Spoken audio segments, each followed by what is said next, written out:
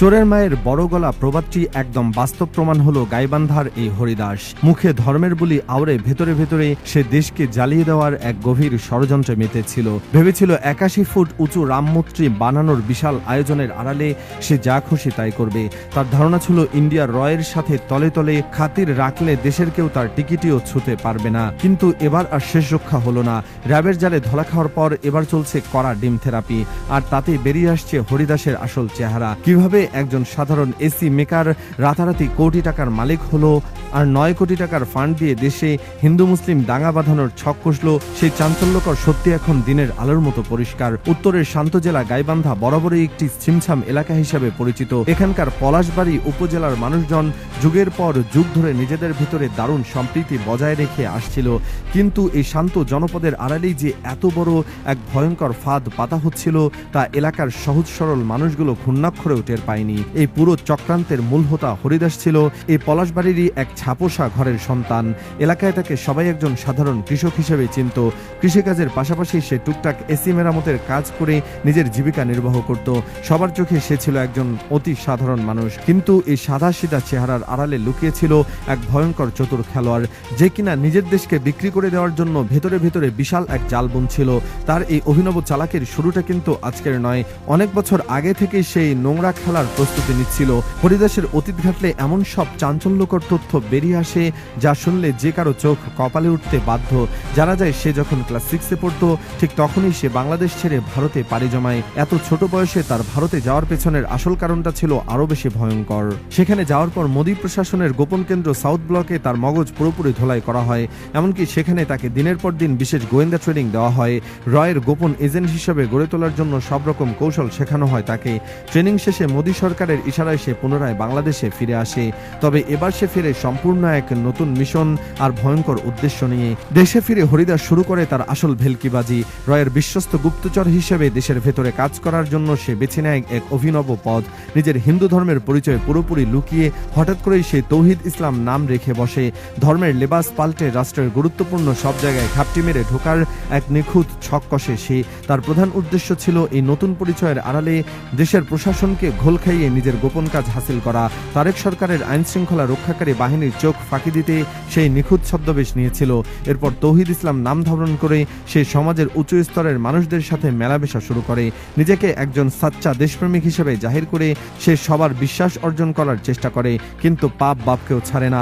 তারেক সাহেবের কড়া নির্দেশে যখন দেশজুড়ে দুর্নীতিবাজ আর গুপ্তচরদের বিরুদ্ধে কড়া শুদ্ধি অভিযান শুরু করা হলো, তখন এই বহুরূপী আসল মুখোশ খসে পড়তে আর বেশি সময় লাগেনি। প্রশাসনের কড়া নজরদারিতে তার সব গোমর একে একে ফাঁস হতে শুরু করে।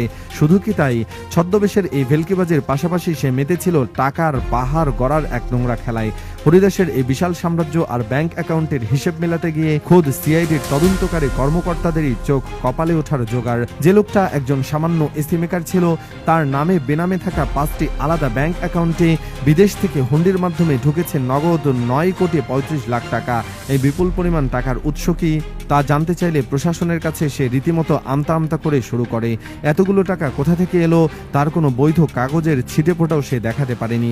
একজন সাধারণ মানুষের অ্যাকাউন্টে হুট করে এত বিশাল অঙ্কের টাকা আসার বিষয়টি তদন্তকারীদের মনে গভীর সন্দেহের জন্ম দেয়। এরপর সিআইডি তার এই টাকার আসল উৎস খুঁজতে মাঠে নামে, আর তখনই বেরিয়ে আসে একটার পর একটা ভয়ঙ্কর সব সত্যি। সিআইডির জালে ধরা পড়ার পর তাকে যখন ঢাকার আদালতে তোলা হয়, তখন তার পক্ষের আইনজীবীরা রীতিমতো হাস্যকর সব যুক্তি দাঁড় করায়। তারা দাবি করে দেশের বিভিন্ন ধনাঢ্য ব্যক্তি নাকি গাইবান্ধায় রাম মন্দির বানানোর জন্য ও বিশাল অঙ্কের টাকা অনুদান হিসেবে দিয়েছেন। কিন্তু আদালতের কাঠগড়ায় এমন খোঁড়া যুক্তি একদমই ধোপে টিকেনি। রিমান্ডের কঠিন নাকানি চুবানি খেয়ে একে একে বেরিয়ে এসেছে তার সব আসল রূপ। জানা গেছে পতিত স্বৈরাচার হাসিনা সরকারের বড় বড় নেতাদের সাথে তার নিয়মিত ওঠা বসা ছিল। বিশেষ করে শেখ সেলিমের নাম ভাঙিয়ে সে কোটি কোটি টাকার প্রতারণার জাল বিছিয়েছিল সারা দেশে। শেখ সেলিমের মতো নেতাদের ছায়াতলে থেকে সে নিজেকে ধরাছোঁয়ার বাইরে ভাবত। সে ভেবেছিল তার এই মাতব্বরি সারা জীবন চলবে আর কেউ তাকে ছুঁতে পারবে না। তার সব তেলেসমাতি আজ পুরোপুরি ধরাশয়ী। কিন্তু টাকার পাহাড় গড়ার পরেও হরিদাসের নজর পড়ে সরকারি জমির উপর। সরকারি খাস জমির উপর ৮১ ফুট উঁচু বিশাল রামমূর্তি বানানোর নামে মূলত এক ভয়ঙ্কর নীল নকশা বাস্তবায়ন করতে চেয়েছিল সে। পলাশবাড়ির যে এলাকায় হিন্দু মুসলিম যুগের পর যুগ শান্তিতে বসবাস করে আসছিল, সেখানে সে একা হাতে অশান্তির বিষ বাষ্প ছড়িয়ে দেয়। মূলত মন্দির নির্মাণের নাম করে সে বিশাল এলাকা দখল করার পায়তারা শুরু করে। করে। স্থানীয়দের তথ্য মতে সে ওই এলাকায় আসার পর থেকে সাধারণ মানুষের সাথে তার কথায় কথায় ঝগড়া লেগেই থাকত।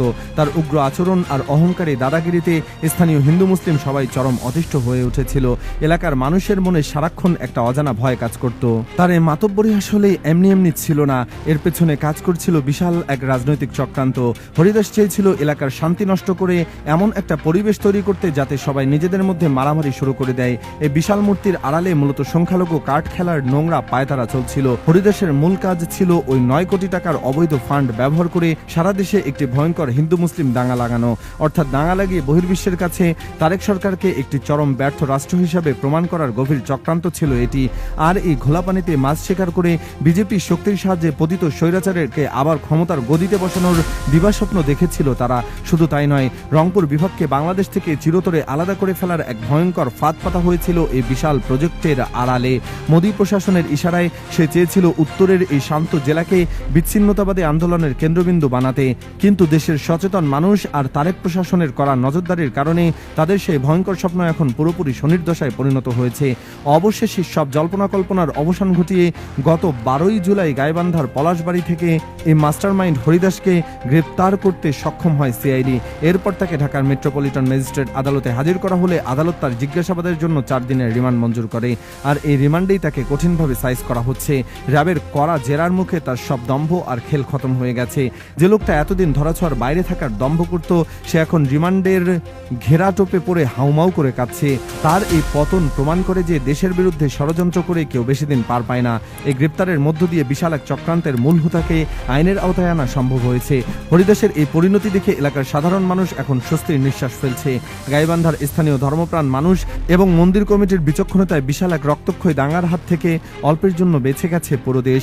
আদতে পরিস্থিতি খারাপ হচ্ছে বুঝতে পেরেই মন্দির কমিটি ওই বিতর্কিত মূর্তি নির্মাণের কাজ দ্রুত স্থগিত করার ঘোষণা দেয়।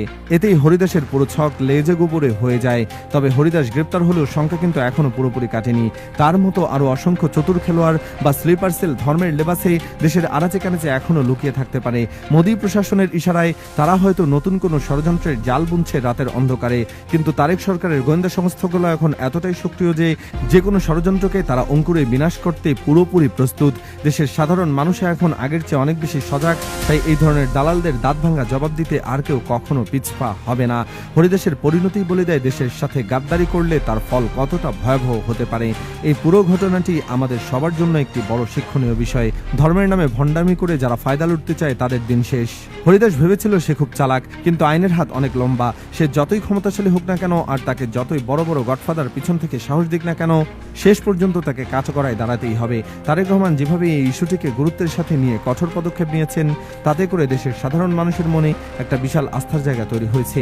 এখন সবার একটাই প্রত্যাশা যে এই তদন্তের মাধ্যমে হরিদাসের পেছনে লুকিয়ে থাকা বাকি সব রাঘব বোয়ালদেরও খুব দ্রুত আইনের আওতায় আনা হবে, আর তাহলেই দেশ পুরোপুরি নিরাপদ হবে।